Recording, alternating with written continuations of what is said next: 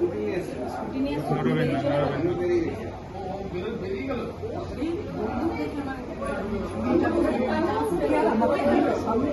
জীবনে দেখিনি, জীবনে বলবো আরো ঢুকবে, আরো ছিল।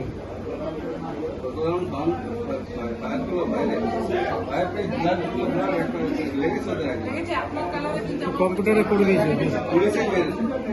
ঝোলাতে গেল। 7 জন ছিল, বললাম 7-8 জন ছিল। বাইরের লোকরা এসে দেখছিল এখানে, তারাই ইনফর্ম করেছে মনে হয়। ওরা বুঝতে পেরেছে ব্যাপারটা কিছু হয়েছে। পুলিশে পায়ে মেরে পায়ে পেয়েছিল।